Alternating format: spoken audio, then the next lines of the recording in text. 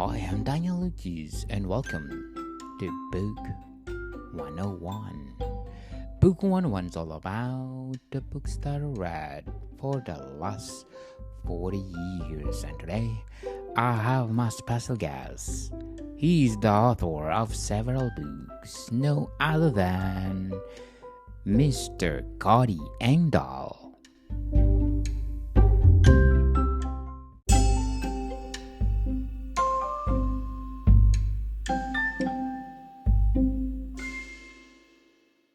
Hello, Mr. Cody. Hello, Daniel. How you doing? I'm fabulous like you. Well, thank you very much, Daniel. Yeah. So last week we talked about Rampage on the River, the battle for Island Number 10, and I think we're going to talk about the Perils of Perryville tonight. Oh, sounds interesting. Okay. I would say one of the big challenges I had, or tests I had for myself, is first, Rampage on the River was my very first book I ever wrote. And the question I had for myself is, am I able to write a full novel and get it published and all that? And, well, the answer was yes, and I was quite happy with the result. But then I wondered, and I liked it so much that I was like, am I capable of writing a sequel to this, or am I just a one-hit wonder? And so I immediately went to work on The Perils of Perryville, and it's even a better book. I'm very proud of it. And if you recall from Rampage on the River, Rampage on the River ends with the Battle of Island Number 10. And in the book, the two friends that are separated, one's a Yankee, the other one's a rebel, they end up coming together in that first book and going on a kind of a mission together to save someone before they go back to their respective camps and their armies.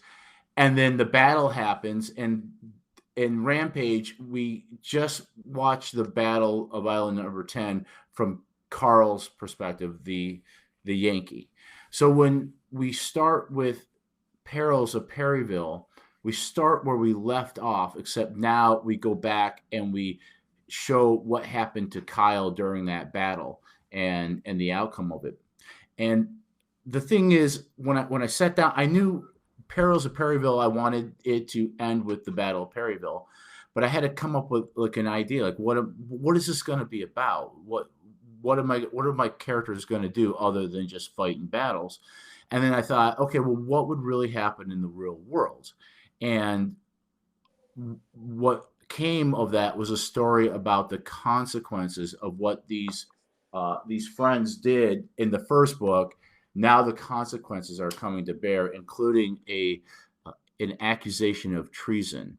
And there was a villain in Rampage on the River, who his name is Latham Woods, who was ultimately, I don't want to spoil what happened, but came aware of something sneaky was going on. So in the beginning of the Perils of Perryville, we start with him. We start with the villain as he's kind of playing detective because he thinks that Kyle, one of my other main characters, traitor, and that sets everything in motion. And so that's basically what that whole story is about, is how he's hunting the other rebel who he thinks is a traitor, doing something with a Yankee, and we take it from there. Oh, yes, indeed. So the Perils of Perryville is your favorite of all those four series. First of all, I think each book gets better and better, and probably Mexico My Love is my best book yet. But there's something special to me about the Perils of Perryville. And I think what it is first of all, a lot of things happen in it. There's a lot of reveals, a lot of like surprising turns, and you learn a lot more about the characters and their backgrounds. But one of the things I really like about it is, as writing a series it can be a double-edged sword, because if you're writing a good series and you got a good first book, then it can make you a lot of money and get you a lot of success, because people read the first book and they're like, this is great, I want to read more, and they read your second and your third and the fourth. But if they don't like the first book and the first book doesn't sell very well, then you're writing books into a dead series that no one, if they're not reading book one, they're not going to read book 2, 3, or 4. So I was really nervous about putting a sequel out because I didn't know if I would get what we call read through. But even to this day, the Perils of Perryville still sells very well, and so does Blood for Blood at Nashville and Mexico, My Love. So I'm lucky that I seem to hit it off well with this series.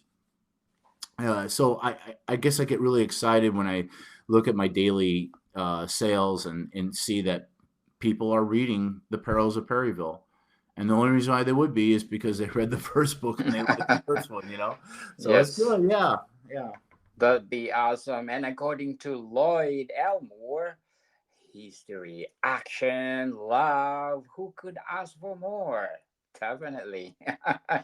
Right, Mr. Cody? Yeah, and I had a lot of things in it because I like to, like there's definitely a romantic story happening in there. So there's romance, a little bit of I'd say a love triangle, and kind of an impossible love affair, and of course there's lots of battles and action. There's even some kind of spooky things going on. For example, one of the battles, I always try to make sure that every book ends with a big battle, but usually my books have several battles in the book, but then the big marquee battle is at the end. And I covered the Battle of Shiloh, and it was a 2-day battle. On the first day, the rebels, about 40,000 rebels, were able to sneak up on the federal encampment and just wreak havoc. The Federals just got caught with their pants down and were falling back all day in a panic. Men were jumping into the river trying to get away. The Confederacy came very close to winning that battle. And then everything's ended at night because, back then they didn't have illumination, so there wasn't a whole lot of night fighting because you can't control it and it's chaos and you don't know who's who. So the rebels fall back, and a lot of historians say that they should have kept going that night, but during the night there were, and this is a true story, there were a lot of wounded and dead men in the in the dead man zone, between the two armies that were still out there in the field, and there were a lot of reports of some of the men had glowing wounds. Their wounds were glowing in the darkness. This is a true story. And Oh, wow. there's multiple people who wrote letters about this, they called it the angel glow because they found that men who had that glowing wounds had a higher survival rate than the ones who didn't. And it'd been a mystery forever. And then I think sometime in the last, I don't know, like 20 years, there was a woman who was a biologist, and she helped her son and his friend do a school project because they wanted to figure out what was going on. And basically what it was is that there was a certain kind of bacteria that came out. You have to have the right amount of like humidity and temperature and all that. And those bacteria would feed off of bad bacteria, and they would give off this phosphorant glow. And they've been able to reproduce it. So it's nothing magical. It's just an amazing part of nature that this bacteria will cause things to glow when it's eating bad bacteria. So I wrote that into the book, but of course, my character doesn't understand what's going on. He just sees it because the other part is Nathan Bedford Forrest, who was a real person in history. He overnight, while the two armies were resting, he took a squad and snuck behind enemy lines sneaked across enemy lines, I should say. And when he got there, he realized that the Federals were unloading a whole new army. Don Carlos Buell was showing up in the middle of the night with 40,000 more men. And so we do that little espionage mission in the book. It's very exciting. And they have to cross through the dead man zone is where they see the glowing moons. But then once they realize that the Federals are reinforcing in numbers, they go back and they're trying to find somebody, some commander that will listen to them. But no one does. And the very next morning, now the Federals have doubled their numbers and they're able to sweep the rebels off the field and all the way back to Corinth. So technically, the Yankees won Shiloh, but Shiloh is a very interesting battle because this is an amazing thing. If you combine both armies, because they're all Americans, there's the Southerns, the Confederates, and the Yankees. Combined, there was 24,000 casualties in the 2 days of fighting there, and that's more casualties, American casualties, than all the wars that America had fought combined before that day. More than all the casualties the Americans suffered in the Revolutionary War and the War of 1812. Shiloh was and unfortunately, it would get worse from there. Until you get to like Gettysburg, where there's 50,000. Yes. It's pretty brutal, and then that's nothing compared to the casualties that we suffered in World War I and World War II. So, a very interesting historical thing, and like I said, Daniel, it's very important to me. My books have two plots. There's the historical plot, and then there's my characters and their plot that's interwoven in it, and it's very important to me that when you read the historical parts of my book, that's true. Those parts are true. Forrest really did sneak across lines and spotted the reinforcements coming, and there really were glowing wounds and all those things. So I always make sure that my historical parts are immaculate. Oh, sounds interesting, Mr. Cody. And according to Robert Swibble, great series. Excellent book and series, as he's saying. But Mr. Cody, how did you relate the Pearls of Perryville to Rampage on the River? Yeah, like I really had a hard time at first coming up with a plot other than the historical thing. So I sometimes when I get stuck, I say, okay, well, what would happen? What would be the consequences of that?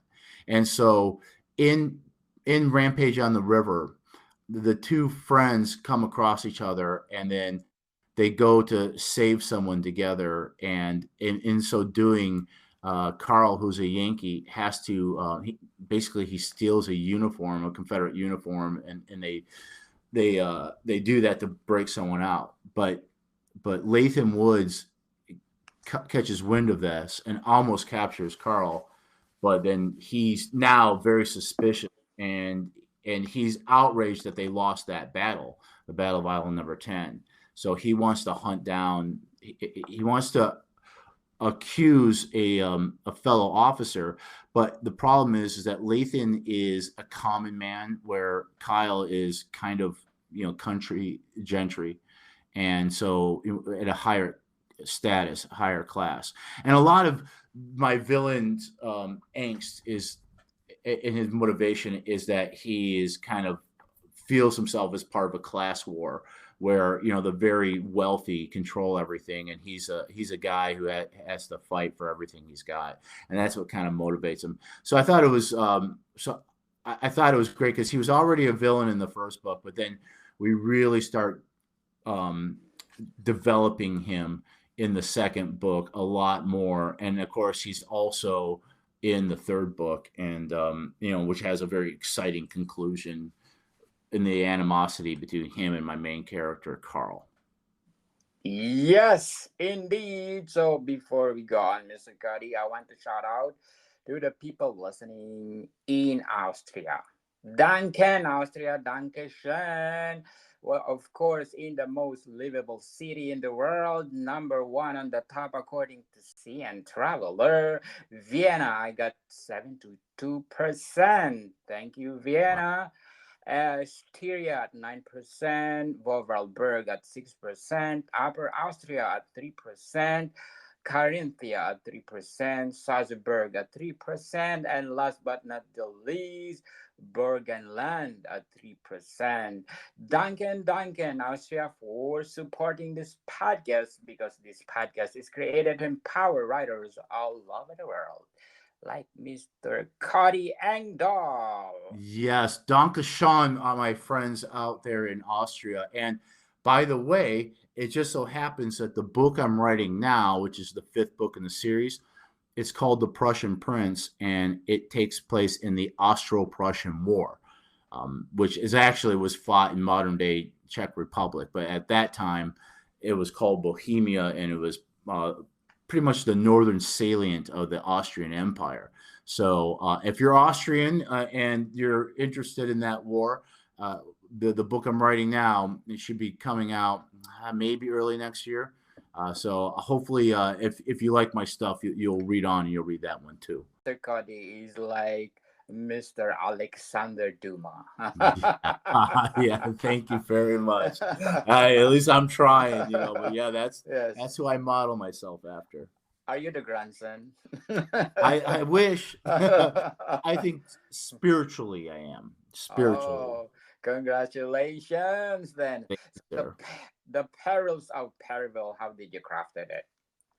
Yeah, it's written in two parts, and like I said, I've been developing a lot, and my first book is still a very good book, but I get better each time, and so my first book was just one straight story. This book I cut it into two parts. So part one is called Corinth, and it ends with the siege of Corinth. And then part two is called Perryville, and that one starts with the Battle of Memphis, because some of my characters, Catherine and Liza, had to flee their plantation when it got burned to the ground, and they're trying to get to Catherine's parents, who are in New Orleans. But before they go to New Orleans, they have to get to Memphis to try to get on a riverboat to take them down there. And while they're there, the Federals, remember in the first book, the Federals were able to take island number 10 in the Mississippi River, thus opening up the South for invasion. So while they're in Memphis, the Federals show up, and there's a battle, a really interesting battle, actually. They call it the Battle of the Rams, because this is the beginning of steam-powered boats. Well, not the beginning of steam-powered boats, but using ironclad and steamboats to fight each other instead of sails. And the Confederates fortified a bunch of already existing boats by putting iron sheeting on them, and they used them as rams. Their strategy or their tactic was to just take a boat and sail it as fast and hard as you can into a Federal boat and ram it and hopefully sink it. And I think they sank. I think they sank at least one, but they call it the Battle of the Rams because it was like bumper cars in the river. And in the book, Catherine is there witnessing it. So it's another great way of just describing a very unique and different battle. But then, yeah, part two goes all the way into the Battle of Perryville, and Carl's experience in it and what happens to him after. And I don't want to give too much away, but it kind of completes the circle, so that the first two books kind of create one big story arc and kind of resolve a lot of things, so that when I wrote the third book, it was almost like it's the third book. It's the same characters, but it was almost like starting all over again. So, what are your preparation in writing those battles? Yeah, I like we talked about being a gardener or a what's What? that, architect. I'm a Yes. little bit of both, and what I do is when I first sit down, when I decide to write a book, I think about well, I look at the history, and then I think about what my story is going to be, and then I kind of plot things out to fit that. And a lot of, I guess it's a loose outline, and then there's still a lot of room for me to maneuver as I'm writing. So as far as like the battles, I do several things. One is, I find books and articles and things like that and memoirs. I use a lot of firsthand accounts. There was a major in the Second Michigan Cavalry who wrote a regimental memoir. There is Sam Watson, Sam Watkins, who was in the First Tennessee Regiment, which was a Confederate. He was at a lot of these battles too, so I can get the flavor from them, and then I read a lot of nonfiction works that are written about those battles, and there was a lot on the Civil War out there. But the best part about it, Daniel, is that I live in Tennessee. I live in Nashville, and so all these most of these places, not all, but like I was able to actually go myself and walk the battlefields. So I've been to Corinth. There's a great Civil War museum there. I've been to Memphis and was able to look at the river and see how the lay of the land.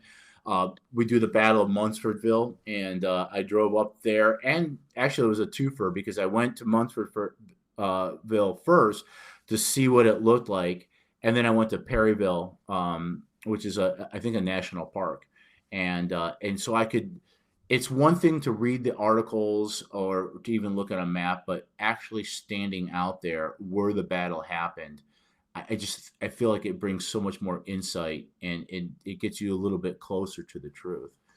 So I enjoyed it. I did a lot of driving. Oh yes. So the Perils of Perryville, what is the best highlight?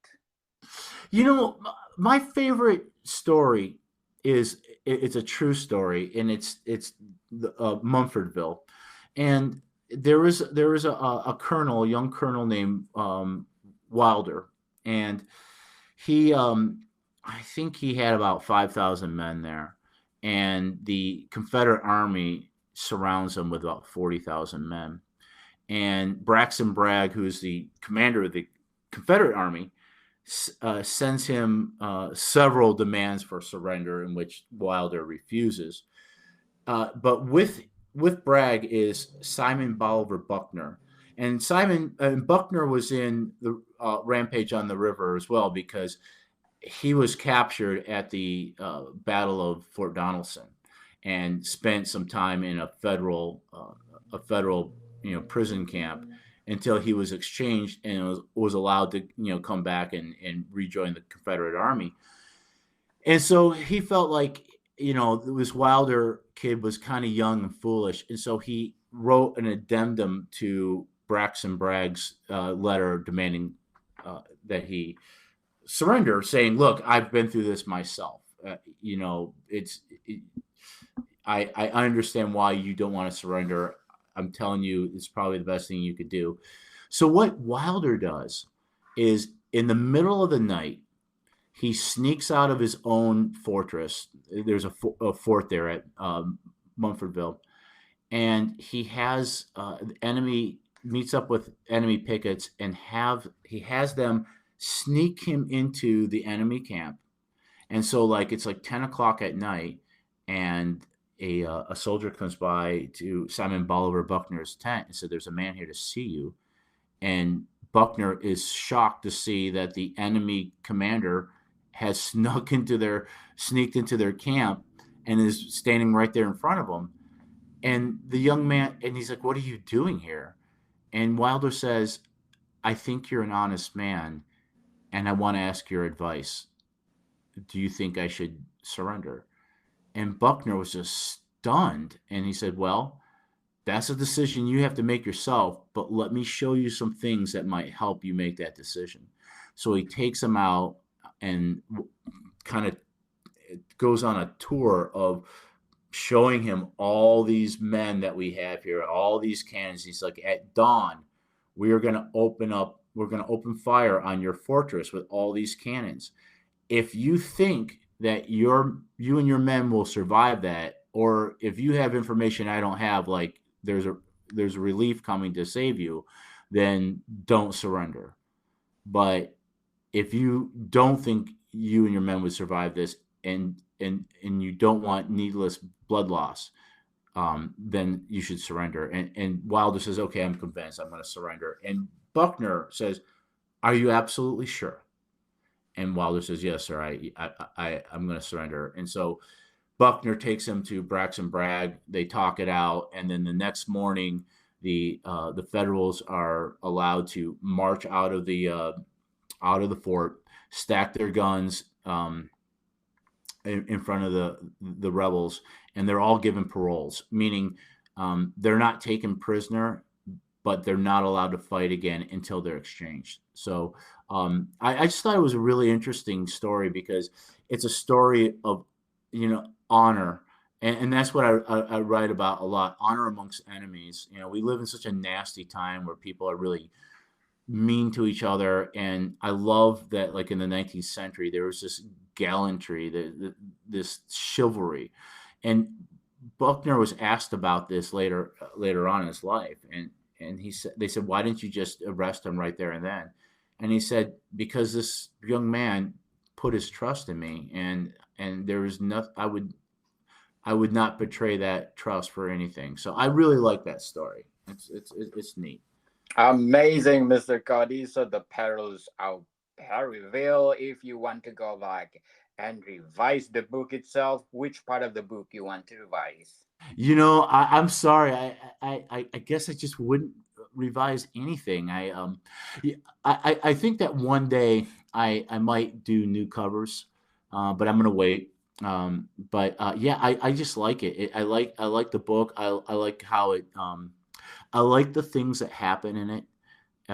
Could it be better? Sure, it could be better. But for me, I'm very proud of that work, and I'm not perfect. I'm sure it's not perfect either, but I think it's a good book, and it's got a little bit of everything in it. Like I said, it's got a whole romance angle to it, and there's some really good battles, and it has a really good resolution at the end. Like it has a really good solid ending, and then the last chapter is called Two Ceremonies, which hints to you that there's more coming.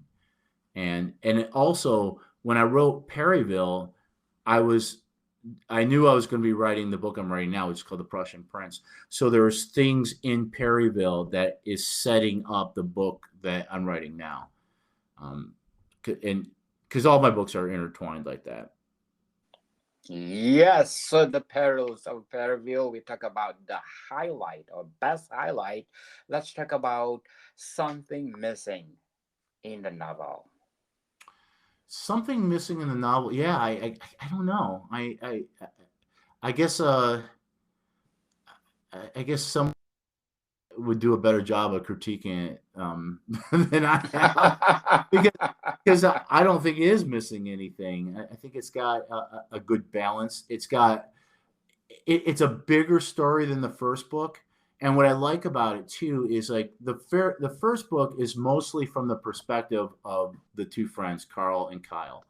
But in this book, Catherine, which is Kyle's sister, she takes center stage, and so some of the chapters are written from her perspective, and it was really interesting. She's a great character, and I really enjoyed. And I feel like The Perils of Perryville is really her book, because she has a very strong role in it, and there's things that happen with her, and that is going to dictate what happens in the next book, Blood for Blood at Nashville. Yeah, so the main character of really my series is Carl, Carl Smith, and he grows up with a single mother.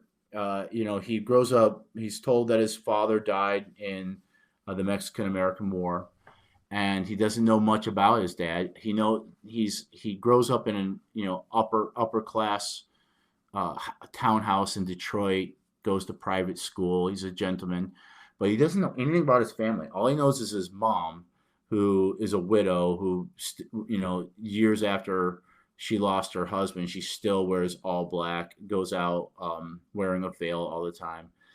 And, uh, and so there's a little bit of a mystery there. That mystery gets solved by the end of this book, The Perils of Perryville.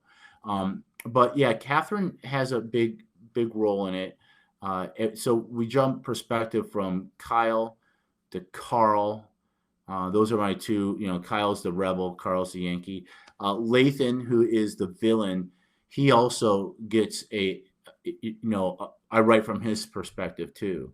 In fact, we start the book with him. So I liked it because it's a little bit more expansive than the first book. The other characters get to take a leading role from time to time as we go through the chapters.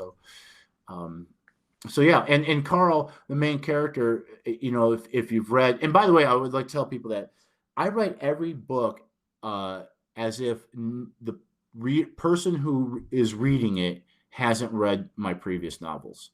Now, it's always better if you read them through in order, but I've had some people who just buy, like, because I do some direct sales, like I do a lot of Civil War shows, I do author talks. Sometimes people just buy Perils of Perryville and not the first book or the other ones because they're just interested in that battle. Carl is kind of a reluctant hero. He's really doesn't have his heart into the war. In the very first book, he is basically given the option of go to jail or join the army. So he's not really there on his own volition. Now, of course, every character has an arc, and so some things happen that slowly changes Carl and kind of gives him a more purpose and reasons that he's a little bit more eager, I guess. But yeah, he's great, and he's in the next one too. Oh, interesting, Mr. Cody. So all your series, you're saying that they are standalone novel. Yeah, so I guess what I try to do is balance it out because they all do. I mean, Perils of Perryville is a direct sequel to Rampage on the River, but I give you everything you need to know if you like. Let's just say you found the Perils of Perryville sitting on a bookshelf somewhere, and you want to read it. And you're like, oh, dang, this is the second book. I haven't read the first one. It's okay because I'm going to put all the information you need to know in each one of my books to make sure that if you're a first-time reader of me, but you're reading book 2, 3, or 4, everything's in it that you need to know. Okay, people, let's support Mr. Cody. So, are you the writer that you give highlights to whom, the villain or the hero? Both, both because I first of all, I think they're intertwined in a lot of ways. They're like two sides of the same coin, and I think just having a villain who's just plain evil, I think it's kind of unsatisfying. So I like getting into the head of my villain. And I'll tell you, Lathan Woods is a great villain. I was very proud of what I did with him. And I kind of miss him because he's not in the book I'm writing now. But he was good. In a way, and I'll be honest with you, I don't tell a lot of people this, but Lathan Woods is a proxy for Nathan Bedford Forrest. I couldn't make Nathan Bedford Forrest my villain because he's a real person. And so I can't have Nathan Bedford Forrest doing things that he didn't do. So I created a fictional character named Lathan Woods, which is kind of a riddle, Woods instead of Forrest, but gave him kind of the same history in which he grew up. His father was a working man who died while he was a boy. Lathan had to raise his siblings. He's got a chip on his shoulder because he feels like rich boys get all the, they life is easy for the rich boys, where he had to fight for everything, and it makes him angry, it makes him resentful, and it's what kind of motivates him. And Kyle, who's the rebel, is the son of a wealthy man, a son of a plantation owner, and so this creates this hatred for Kyle. And when Woods realizes that Kyle may have been involved in espionage against the Confederates, then he's out. Now he's out to destroy him and to reveal to the world that Kyle is a traitor. Very well said, Mr. Cody. But before we go on, I'm inviting you to listen to my other podcast, Comedy 101 with Mr. Mike Lucas. Comedy 101 is empowering all comedians all over the world. We're gonna teach you how to laugh, Mr. Cody. we're That was gonna great. we're gonna teach you how to entertain other people because according to Mr. Mike, being a comedian, you will develop it. That'd be awesome, right? Yeah, I actually I write a lot of humor in my books. So there's a lot of, I mean, my books aren't comedies, but I do use a lot of comedy and jokes in my books, that at least things that I think are is funny. And so and I think a well-rounded novel has a little bit of everything. There's romance, there's comedy, there's action, there's arts, um, and I think that's what makes a really well balanced, likable novel. Yes. So the Paris of Perryville, Mr. Cody. What else you can say about it? I'd say I really like it. I like I like how it ends. I think it's a very satisfying book, and I'm very proud of it. And the thing that really makes me happy is when I see it making sales, because that means people liked my first book, and then seeing sales for the Blood for Blood at Nashville, my third book, means that people read Perryville and they liked that too. Oh, and by the way, all these books are on Kindle Unlimited. So if you get a Kindle Unlimited reader, you can read them there. You can read the whole series there. And of course, everything's available as an ebook, as paperback, and hardcovers. Yes, people, let's support Mr. Cody because he is the grandson of Alexander Duma. Are you claiming it? Yeah, I guess I'll go ahead. I identify as the. uh, yes, people. If you love the writing of Mr. Alexander, now is the time you can support Mr. Cody Engdahl. By the way, Alexander Dumas' real grandson Yeah. won a gold medal in fencing at the Olympics for France. Oh, wow. Yeah. What's outstanding achievement, eh? Yeah. Yes. Yeah. So it runs in the family, and of course Dumas' father was a general who fought alongside Napoleon. Oh, wow. Very Well, interesting family. Yeah. yes. There's a great. That could be a podcast episode right there. Is Alexander Duma in the Battle of Nashville. Yeah. Well, Alexander Dumas is in my book, Mexico, My Love. He actually has a speaking part in it, and it makes sense historically too to have him there. So I really enjoyed writing him and and giving him a voice and a personality that is often described by other people that knew him during the time. So I like putting historical people in my books and bringing them back to life. So, Mr. Cody, thank you for your time. You're welcome. Thank you.